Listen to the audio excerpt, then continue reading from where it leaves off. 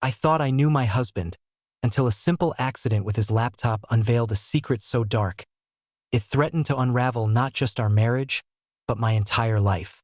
The laptop used to be ours.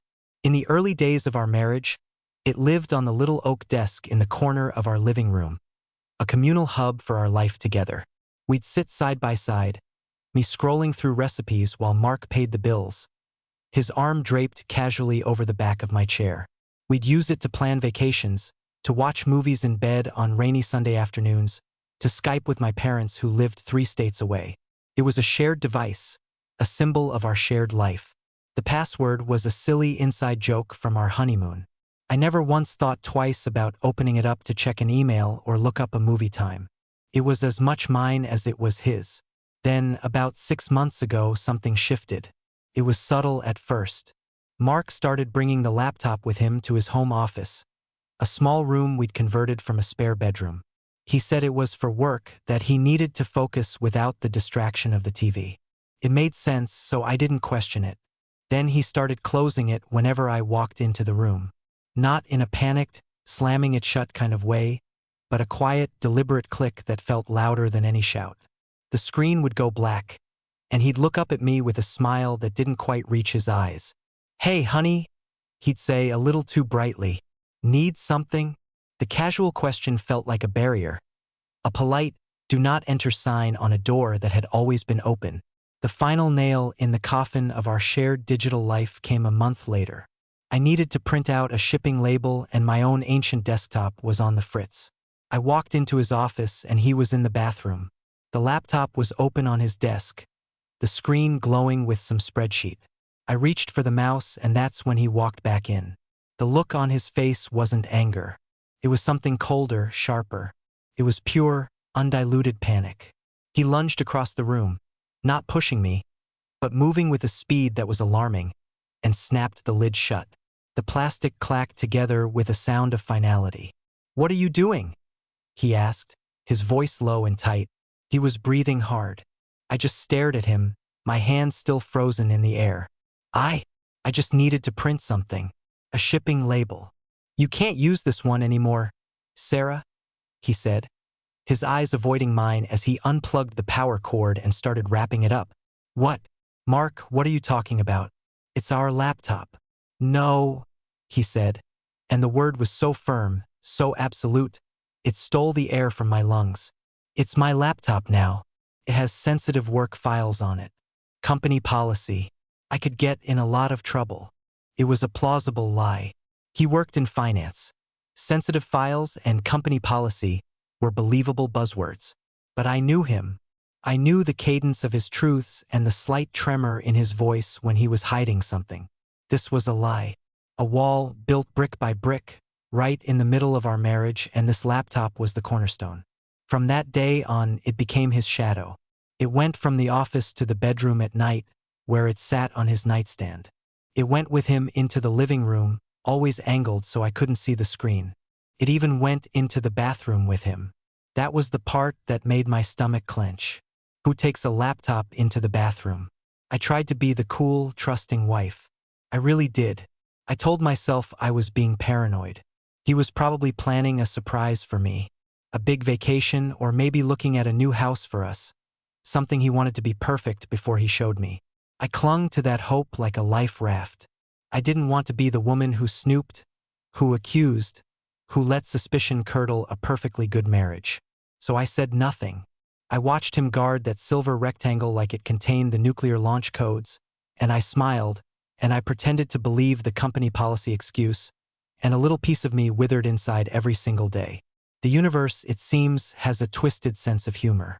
Last Tuesday, Mark was working at the kitchen island, a rare occurrence. He was on a conference call, pacing back and forth with his headset on, gesticulating wildly. I was making coffee, trying to navigate the small space around him. In one swift, catastrophic motion, my elbow knocked my full mug. It arced through the air in what felt like slow motion, a perfect brown wave of hot coffee and cream, and crashed directly onto the keyboard of his precious laptop. There was a sizzle, a flicker, then nothing. The screen went black. Mark ripped his headset off, his face a mask of white-hot rage that quickly morphed into that same cold panic I'd seen before. "No, no, no, no," he muttered, grabbing a dish towel and frantically dabbing at the keys. It was useless. The thing was dead, completely and utterly fried. The rage he directed at me was terrifying, but it was the panic that confirmed all my worst fears. This wasn't about losing work files. This was about losing control of whatever secret he was keeping. He was supposed to take it to the repair shop himself. He insisted on it, saying he needed to speak to the technicians directly about the sensitive data. But the next morning, he got called away on an emergency work trip to Chicago.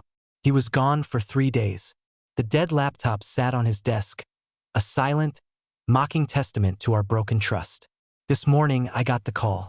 A cheerful young man named Leo from a place called Tech Gurus told me the laptop was fixed and ready for pickup. My heart started hammering against my ribs. This was it. This was my chance. I could just call Mark in Chicago and tell him. He could arrange to pick it up when he got back tomorrow. That would be the safe thing to do, the trusting wife thing to do. But I was so tired of being that wife. My curiosity, my fear, my desperate need to know what he was hiding. It was a physical ache. I told Leo the first was on my way. Driving to the shop, my hands were slick on the steering wheel. I felt like a criminal, a spy in my own life. When I walked in, Leo greeted me with a wide, friendly grin. He was a kid, maybe 22, with gauges in his ears and a genuine enthusiasm for electronics. He placed the laptop on the counter between us, looking pristine. "She's good as new," he said proudly. "That coffee did a real number on the motherboard, but we managed to replace it and, more importantly, recover all the data. I just need to boot it up to show you everything's working." He lifted the lid. My breath hitched. The screen flickered to life, the familiar blue background appearing. And then the desktop icons loaded, and my world stopped. Leo pointed at the screen, oblivious to the fact that my entire circulatory system had just come to a grinding halt. "Yeah, I had to rebuild the desktop directory from the raw data, but it all looks like it's there. Man, you guys must be planning something big. I saw all the files in this folder here." My eyes followed his finger. There, in the top left corner of the screen, was a folder that had never been there before. It must have been open when the laptop died, and the data recovery had made it a new, permanent fixture on the desktop. It had a simple, clean label that punched all the air out of my lungs and left me gasping. The folder was titled, "The Aaliyah Project," and right next to it was a single image file, a picture of a smiling, beautiful woman with long, dark hair, a woman I had never seen before in my life. The file name was just one word, her. I must have stood there for a full minute, frozen, the world narrowing to the glowing screen and the cheerful, oblivious chatter of the tech kid. My own pulse was a frantic drum against my ears. "Big project," I managed to say, my voice sounding thin and reedy, like it was coming from someone else. I forced a smile that felt like cracking plaster. "My husband, he's an architect. Always planning something." Leo beamed. "Cool. Well, it's all set. Sign here and you're good to go." I scribbled a signature that was little more than a jagged line on the digital pad. I paid with a tap of my card, my hands trembling so badly I almost dropped my phone. I scooped the laptop into its bag, the weight of it feeling like a slab of granite. I mumbled a thank you and walked out of the store, the little bell over the door chiming my exit from the world I knew into a terrifying new one. The drive home was a blur. The laptop sat on the passenger seat, a silent, silver accuser. The Aaliyah Project. The name echoed in the hollow space that had just opened up in my chest. Project. Not a fling, not a mistake, not a moment of weakness. Project. Something planned, executed with steps and goals. The woman's face was seared into my memory. Her perfect smile, the easy warmth in her eyes. Her. He had a photo of her saved simply as her, as if she were the only woman in the world who mattered. Who was she? How long had this been going on? Was this why he guarded the laptop with his life? Not because of work files, but because it contained the blueprint for my replacement. I stumbled into the house, the silence amplifying the frantic thumping of my heart. I dropped my keys and purse on the floor, not even caring where they landed. I went straight to his office. Our office, it used to be our office, and sat in his chair, the leather cool against my skin. I pulled the laptop from the bag, my fingers fumbling with the zipper. I placed it on the desk and opened the lid. The screen lit up, asking for a password. Of course, the old password, the silly joke from our honeymoon in Italy, was gone. He had changed it. He had locked me out of our life long before I'd spilled coffee on his keyboard. A wave of helpless fury washed over me. I had the evidence right in front of me, but it was trapped behind a wall I couldn't breach. I tried our anniversary. Access denied. My birthday. Access denied. The name of our first dog. The street we grew up on. Nothing. Each rejection was another small, sharp stab. I slumped back in the chair, tears blurring the screen. Think, Sarah, think. He's meticulous. He's a planner. The password wouldn't be random. It would mean something to him. My eyes landed on the ghostly image of the desktop I'd seen at the shop. The folder. The Aaliyah project. My fingers moved to the keyboard, a cold dread settling in my stomach. Itipata 50 access dania. I tried Aaliyah project. Denied. My gaze flickered to the bottom right of the login screen. The date. It had to be a date. I remembered looking at the properties of the photo file on the text counter. The date created had been just a few months ago, April 16th, a day that meant nothing to me. With a sense of impending doom, I typed, Aaliyah 0416. Click. The screen dissolved, and the desktop appeared. I was in. I felt a surge of triumphant sickness. For a moment, I just stared, my mind struggling to process the neat rows of icons. It looked so normal. There were folders for work finances, household bills, vacation photos, and there, in the top left corner, was the one that mattered. The Aaliyah project. My hand was shaking so badly it took 2 tries to click the mouse. The folder opened. It wasn't a jumble of illicit photos and steamy emails. It was organized. Terrifyingly, clinically organized. There were subfolders. Finance. Legal. Apartment search. Timeline.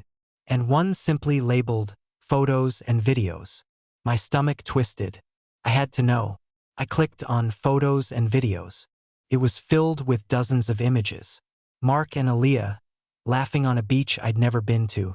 Mark and Aaliyah, clinking wine glasses in a restaurant he'd told me was booked solid when I tried to make reservations for my birthday.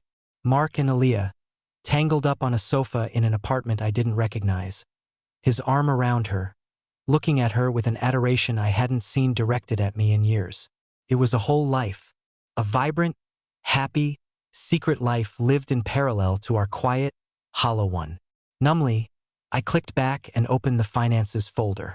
Inside was a single, complex spreadsheet. I recognized the format. It was one Mark used for our household budget. But this one was different. It showed withdrawals.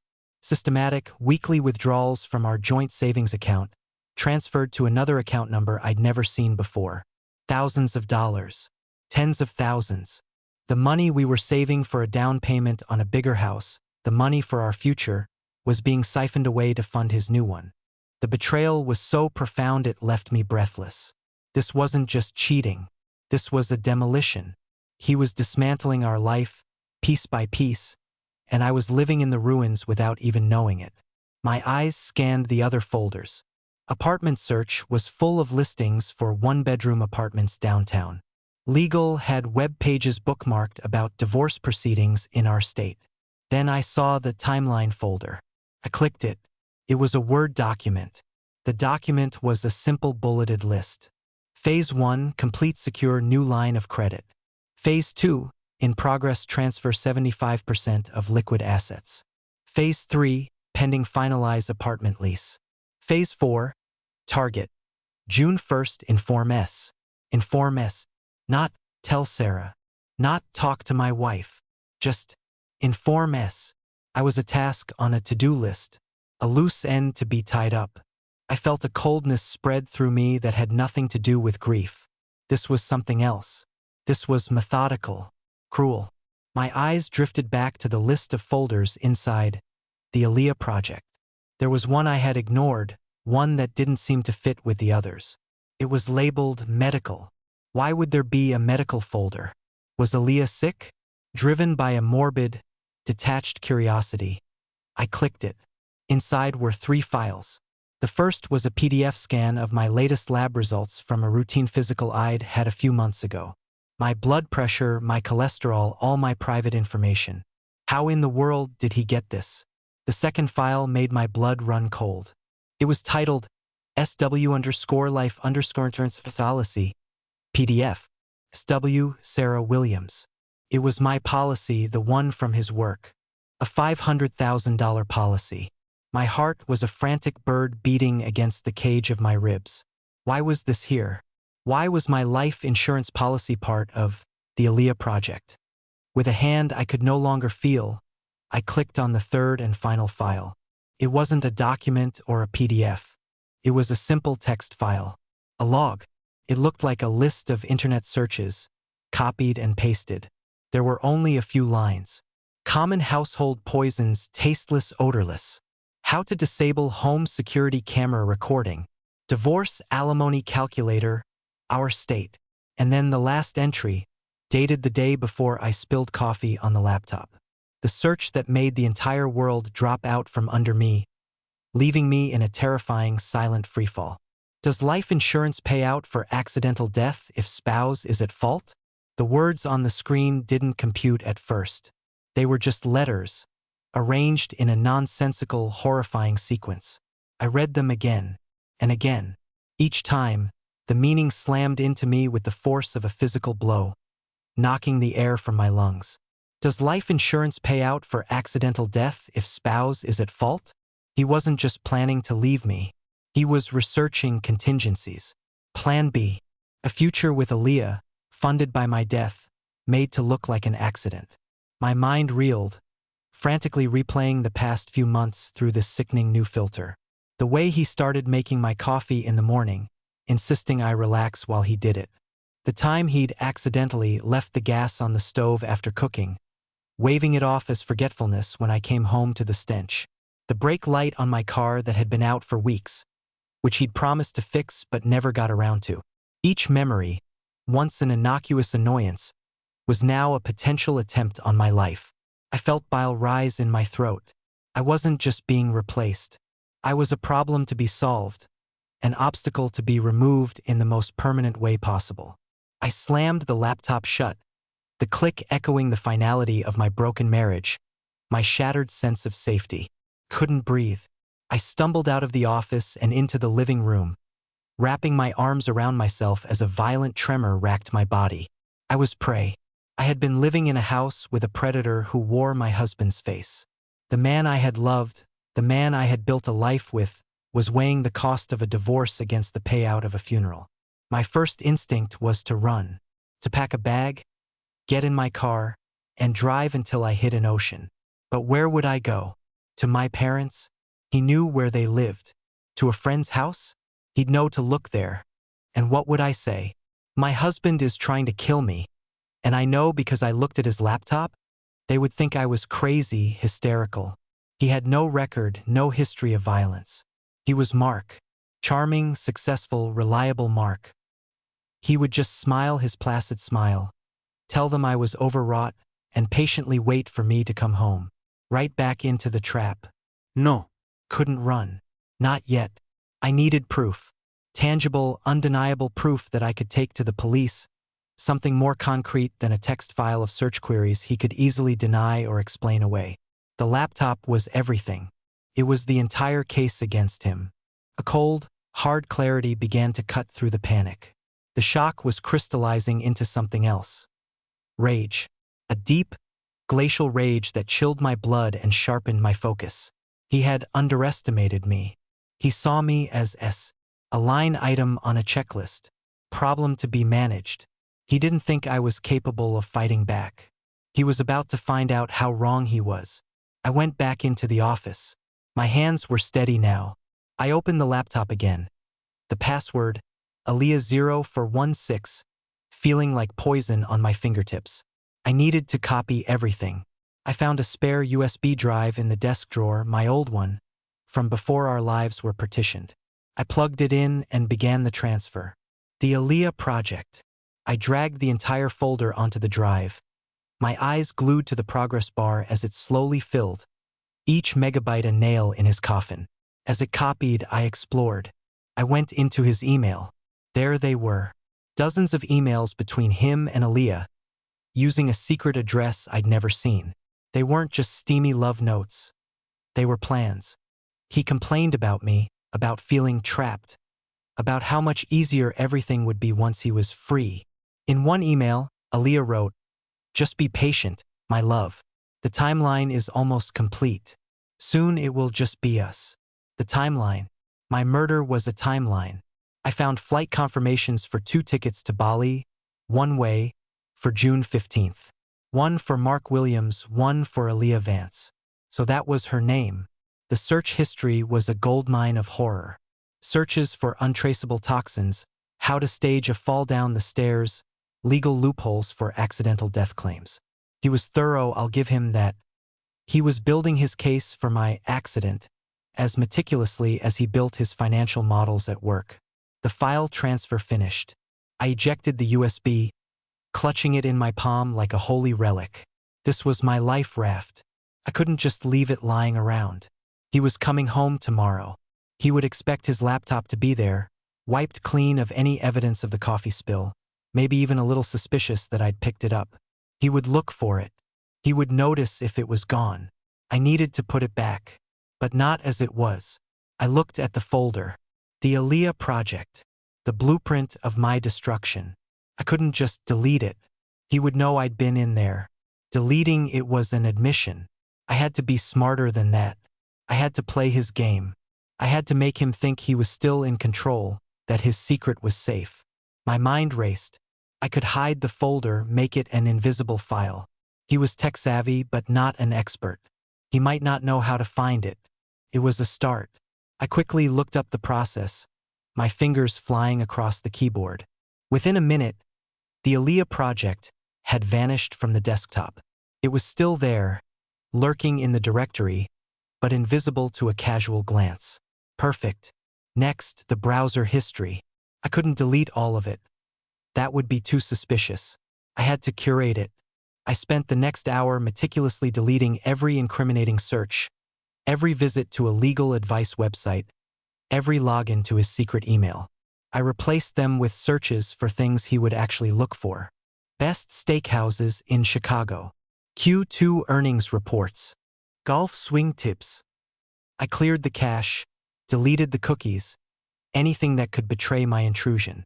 I was cleaning up his crime scene for him, making it look pristine. The final step was the most important. The password. I couldn't leave it as Aaliyah0416. He would know instantly that I had been inside. I had to change it back to what it was before. But I didn't know what that was. I ran through my mind, trying to remember if I'd ever seen him type it. Nothing.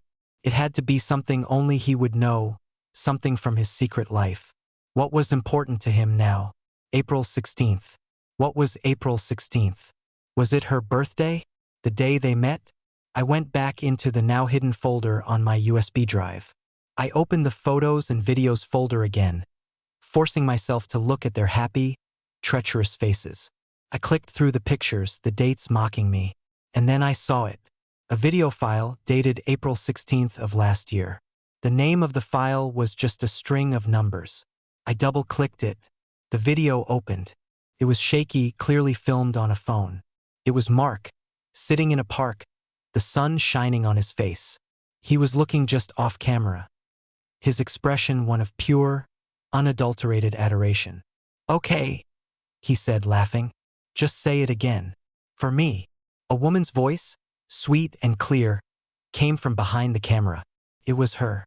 "Aaliyah, I love you," she said. "No, the other thing," Mark prompted, his smile widening. "The thing you said at the cafe.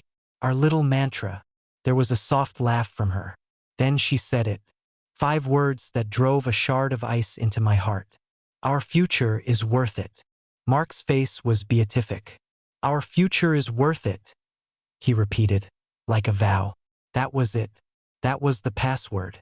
Our future is worth it. Maybe with a number. Maybe with a capital letter. I tried a few combinations. Our future is worth it. Our future is worth it, 22. Nothing. My frustration mounted. Then I remembered the password requirements for his work account. At least one capital letter, one number, and one special character. I looked at the phrase again. Our future is worth it. What would he use? My eyes scanned the keyboard, and then I saw it. The $sign. The symbol for everything this was about. Money. My life insurance policy. With a deep, shuddering breath, I went into the settings and changed the password. I typed it in, my fingers feeling like lead. Our future $W0RTH it. I logged out and tried the new password. It worked. The trap was set. I gathered my things, the USB drive warm in my pocket. I looked around the office, this room where my husband had meticulously planned my demise. I wouldn't be sleeping here tonight. I would go to a hotel. I called the police in the morning. I walked out of the room, turning off the light, leaving the laptop on the desk, looking perfectly innocent. As I reached the front door, my phone buzzed. It was a text from Mark. My blood went cold. He wasn't due back until tomorrow afternoon. The text read, "Surprise! Finished early. My flight lands in an hour. Can't wait to see you." So, an hour. I had 1 hour. The message on my phone glowed with a cheerful malice. Each letter a tick on a countdown clock to my own demise. Can't wait to see you. The casual affection was a chilling counterpoint to the search history I'd just read. He was coming home. Not tomorrow, but now. To the house where I had just uncovered his plot. To the laptop that held all my proof. A digital bomb I had just armed and left sitting on his desk. My plan to go to a hotel and call the police evaporated. There wasn't time. If I just disappeared, he'd know something was wrong the second he walked into the empty house. He would go straight to the laptop, and even if he couldn't figure out the new password immediately, he'd know it had been tampered with. He would panic. He would go on the run, destroy evidence, disappear with Aaliyah and my money long before the police could even get a warrant. I had one chance right here, right now, to see this through. My mind, which had been a whirlwind of panic, suddenly became eerily calm. The adrenaline surging through my veins was a clarifying agent, burning away the fear and leaving only a cold, hard resolve. I wasn't the prey anymore. I was the bait, and my house, our home, was about to become a trap. I looked at the clock on the wall. 58 minutes. I flew into action, my movements economical and precise. First, the USB drive. I couldn't keep it on me. If he suspected something and searched my purse, it would all be over. I needed to hide it somewhere he would never, ever think to look. My eyes scanned the living room and landed on a framed photo on the mantelpiece. It was from our wedding, a picture of me and my bridesmaids, all of us laughing. It was from a life he was trying to erase. I quickly took the photo off the mantel, popped the back off the frame, and slid the small USB drive into the space between the photo and the cardboard backing. It was thin enough that the frame closed perfectly. I put it back on the mantel, its position unchanged. Perfect hiding spot in plain sight. Next, I needed to set the stage. I had to act like the loving, unsuspecting wife, eagerly awaiting his return. I went into the kitchen. What was I doing when he texted? I was probably thinking about dinner. I pulled out a cutting board, an onion, and a knife. I started chopping. The rhythmic thud of the blade on the wood, a steadying beat for my racing heart. I put a pot of water on the stove to boil for pasta. The scene had to be perfect, a tableau of domestic tranquility. Then I thought about the coffee, the accidental spill that had started this all. It was my one advantage. He thought the laptop had been professionally repaired, its secrets wiped clean by the technicians. He wouldn't expect me to have seen anything. I had to reinforce that belief. I took the receipt from Tech Gurus out of my purse and placed it on the kitchen island, right where he would see it when he walked in. A casual, transparent piece of evidence. "Here, honey. I picked this up for you. See? All fixed. 30 minutes left. I ran upstairs to our bedroom and changed out of my jeans and t-shirt, the clothes of a woman who had just had her world collapse. I put on a soft, comfortable sundress, one of his favorites. I brushed my hair. I looked at myself in the mirror. My eyes were wide, the pupils dilated with terror, but a mask of calm was settling over my features. I could do this. I had to do this. I went back downstairs. The house smelled of sautéing onions and garlic. It smelled like home, a grotesque parody of the life I thought I had. I put on music, some soft indie folk we both liked. Every detail had to be perfect. Every sensory input had to scream normal at him. 10 minutes. My heart was pounding so hard I could feel it in my teeth. I took a deep breath. I thought about the video. Aaliyah's voice. Our future is worth it. The phrase was a poison mantra in my head. My future was worth it, too. I picked up my phone. My hands were shaking again, but I forced them steady. I scrolled through my contacts and found the one I needed. Detective Miller. A man I'd met a few years ago when our neighborhood had a string of break-ins. He'd been kind, competent, and had given me his card. I tossed it in a drawer, never thinking I'd need it. Now it was my only hope. I typed out a text, my thumbs flying. Detective Miller, this is Sarah Williams. I am in serious danger. My husband Mark is trying to kill me. I have proof. He is on his way home from the airport now, ETA 10 minutes. I can't talk. I am going to call you and leave the line open. Please listen. Please send help. My address is 42 Oak Street. I hit send. My breath hitched, waiting for a response that might not come. A moment later, 3 dots appeared. Then, a single word. Understood. Relief washed over me, so potent it almost buckled my knees. He believed me. Help was coming. Now I just had to survive until it got here. I pressed call, and as soon as I heard the line connect, I put the phone face down on the kitchen counter. Next to the bowl of chopped vegetables, it screened dark.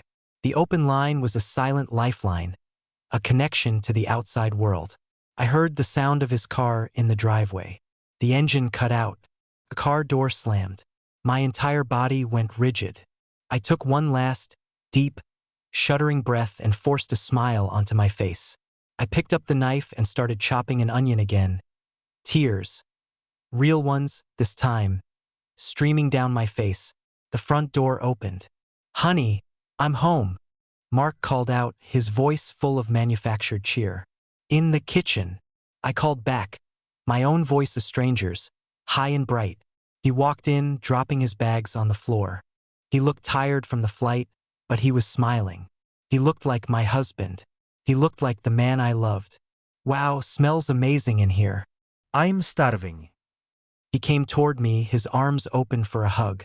I held my breath, every muscle screaming at me to run. I let him wrap his arms around me, the embrace feeling like a cage.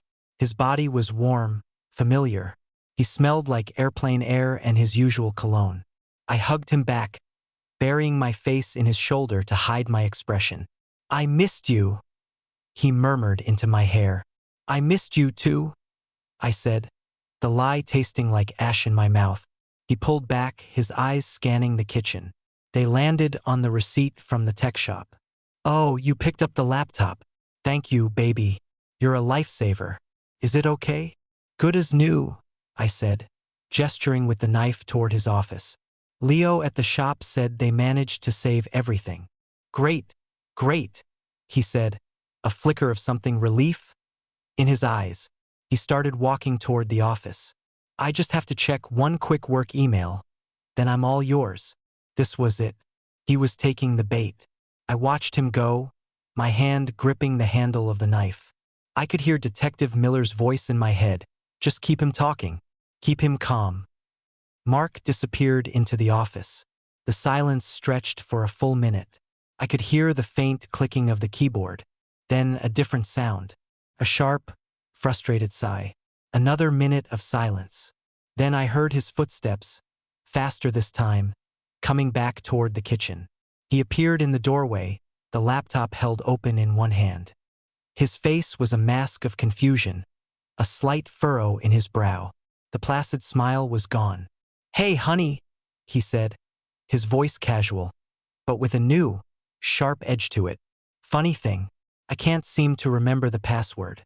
The repair guys must have reset it to something generic. Do you know what it is? I looked up from the cutting board, feigning surprise. I wiped a tear from my eye, a genuine one, thanks to the onion, and gave him a slightly helpless shrug. Oh no, I don't. The kid at the shop, Leo, he just booted it up to show me it was working. I didn't even think to ask about a password. I just assumed it was the same as before. I let a little bit of wifely concern color my tone. Is something wrong? Can't you get into your work files? His eyes searched mine for a fraction of a second, looking for any hint of deception. I met his gaze with what I hoped was an expression of pure, innocent ignorance. The mask held. He looked back at the screen, his frustration mounting. No, it's not the old one. Damn it. They probably set it to some default like password or 123,456. He turned and walked back into the office, his shoulders tight.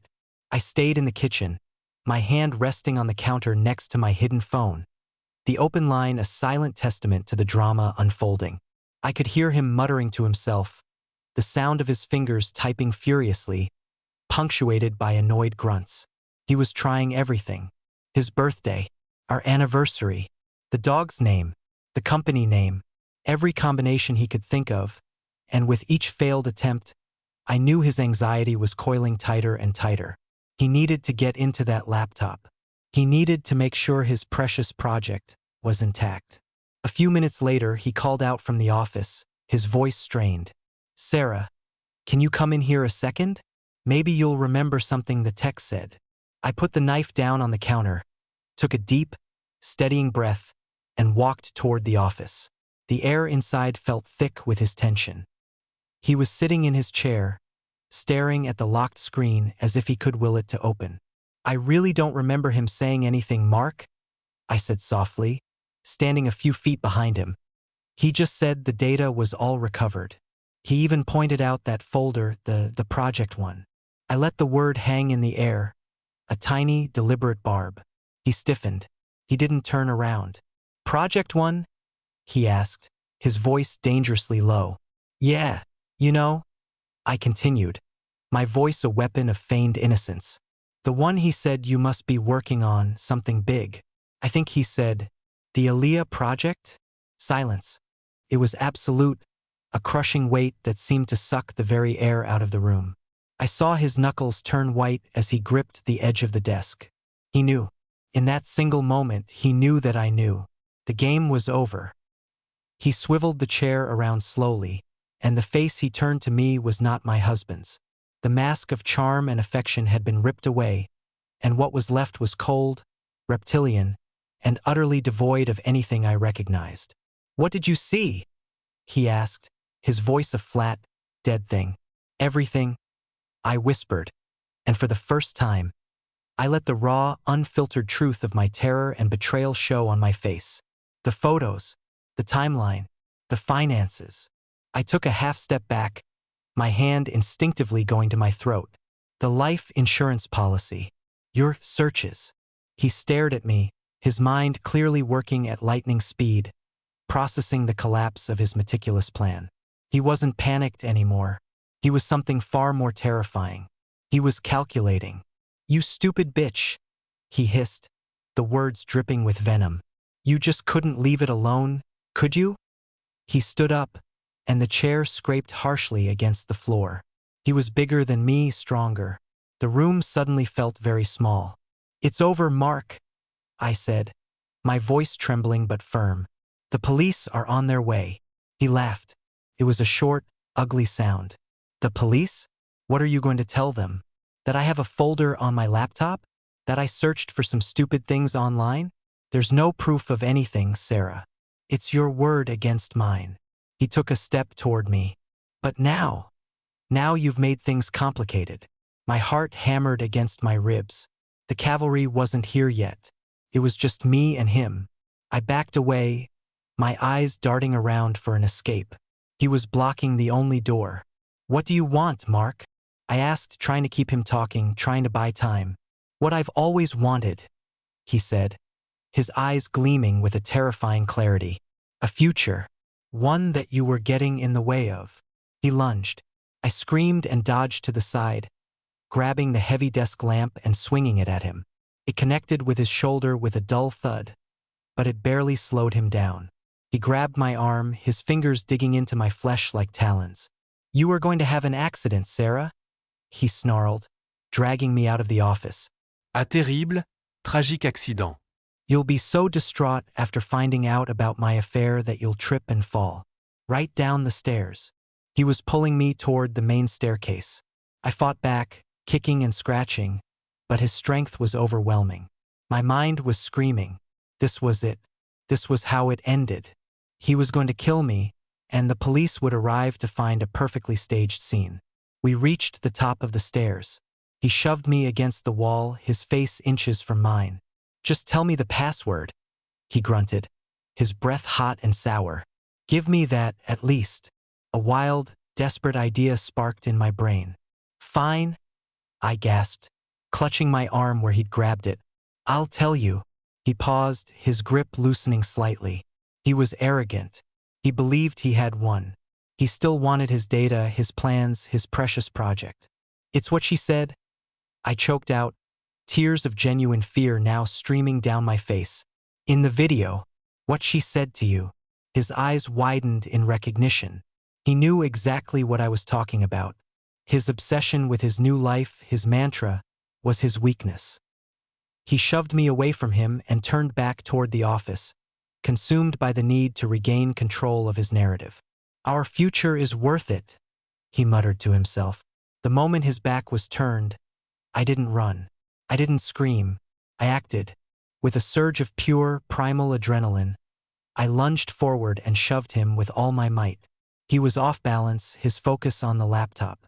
My push caught him completely by surprise. He stumbled forward, his arms windmilling as he tried to catch himself. His foot missed the top step. For a split second, we were locked in a silent tableau, his eyes wide with shock and disbelief. Then, gravity took over. He tumbled down the stairs, a clumsy, terrible cascade of limbs and guttural cries. He hit the bottom with a sickening crunch that echoed through the silent house. And then, there was stillness. I stood at the top of the stairs, shaking, my chest heaving. I didn't move. I just stared at the crumpled form at the bottom of the staircase. At the same moment, I heard the wail of sirens growing louder, closer. Then, the sound of heavy footsteps on the front porch, followed by a thunderous knocking. "Police! Open up!" I finally unlocked my legs and walked slowly, deliberately, down the stairs, stepping carefully around my husband's still body. I opened the door to find two uniformed officers and Detective Miller, his expression grim. They took one look at me, then at the scene behind me, and their professional calm took over. The aftermath was a blur of flashing lights, quiet questions, and the arrival of paramedics who pronounced him dead at the scene. I gave my statement, my voice hollow but steady. I told them everything. Detective Miller listened patiently, his gaze never leaving my face. When I was done, I walked over to the mantelpiece, took the picture frame, and handed him the USB drive. "This is the proof," I said. "It's all in a folder called The Aaliyah Project." In the end, it was an open-and-shut case. The USB drive contained the entire sordid plan. The timeline, the siphoned finances, the life insurance policy, and the damning search history. Combined with the open line I'd had with Detective Miller, which had recorded Mark's final threats, the narrative was clear. It was a case of self-defense. The district attorney didn't even consider pressing charges. I sold the house. I couldn't stand to be in a place with so many ghosts. I found out later that Aaliyah Vance was questioned, but she claimed to know nothing about the darker side of Mark's project. She was just a woman who thought she'd found the perfect man. She disappeared soon after, probably off to find another future that was worth it. As for the money, the life insurance policy was voided due to his criminal intent. But I worked with the banks and a lawyer, and I was able to recover most of what he had stolen from our joint accounts. It was enough to start over. Sometimes, at night, I still think about that password. Our future $W0RTH it. He had created it as a key to his new life, a secret affirmation of his plan. But in the end, it became his undoing. It was the key that unlocked the truth, the key that armed me, and the key that ultimately locked him into a fate of his own making. He was right about one thing. A future was worth it, just not his. Mine,